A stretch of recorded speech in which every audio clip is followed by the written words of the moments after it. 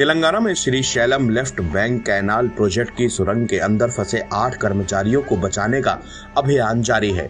हादसे में बचे मजदूरों ने अपनी आंखों के सामने हुई खौफनाक घटना का मंजर बयां करते करते अपने साथियों की सुरक्षित वापसी की उम्मीद जताई है। वहीं सरकार के मंत्री का कहना है कि सुरंग के अंदर फंसे लोगों के बचने की उम्मीद अब बहुत कम है। इधर पानी का बढ़ता स्तर और बहती मिट्टी बचाव कार्य को हर घंटे और भी ज्यादा खतरनाक बना रही है। बचाव कार्य फिलहाल रोक दिया गया है।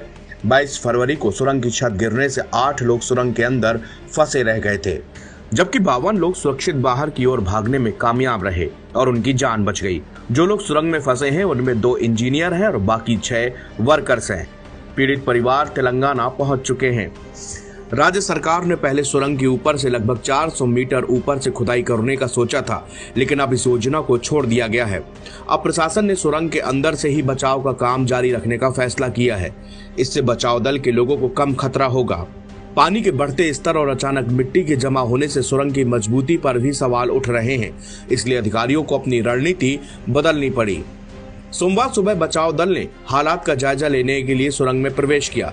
उन्होंने देखा कि मिट्टी का एक स्तर लगभग 1 मीटर से बढ़कर 7 मीटर से ज्यादा हो गया है। पानी का बहाव भी लगातार जारी है। इससे पानी निकालने का काम मुश्किल हो रहा है। विशेषज्ञों का शक है कि पानी का स्तर अचानक बढ़ने की वजह से गिर चुकी छत में और भी ज्यादा हलचल या फिर छत के किसी और हिस्से के गिरने की हो सकती है। हालांकि वो अभी तक इसकी पुष्टि नहीं कर पाए हैं। अधिकारियों ने यह भी बताया कि टनल बोरिंग मशीन के बढ़ते पानी के कारण लगभग 500 मीटर आगे खिसक गई है। मलबा निकालने वाला कन्वेयर बेल्ट भी क्षतिग्रस्त हो गया है। बचाव कार्य अभी पूरी तरह से रोका गया है क्योंकि अधिकारी बहुत सावधानी से काम कर रहे हैं। वे ये जानने की कोशिश में लगे हुए हैं कि बिना किसी और की जान जोखिम में डाले कैसे आगे बढ़ा जा सकता है। National highways and infrastructure development corporation limited ने सरकार से बचाव कार्य को धीमा और पूरी सावधानी बरतने का आग्रह किया है। उन्होंने सलाह दी कि इस समय कोई भी जोखिम नहीं उठाया जा सकता। उन्होंने कहा कि पानी और मिट्टी के बहाव के बीच सुरंग पर नजर रखी जानी चाहिए ताकि ये पता चले कि कहीं और टूट फूट तो नहीं हो रही।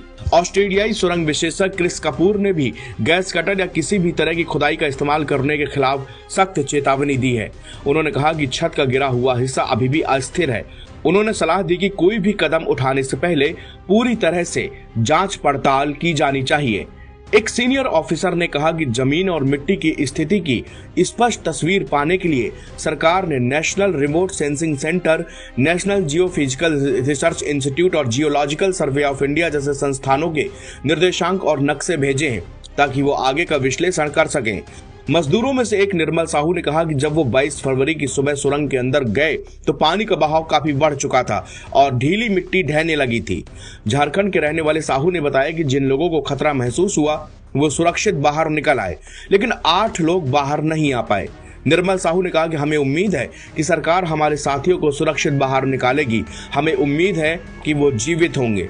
सुरंग में फंसे मजदूरों में से एक संदीप साहू का रिश्तेदार ओबी साहू ने बताया कि सुरंग से बाहर निकलते समय कुछ मजदूरों को मामूली चोटें भी आई थी।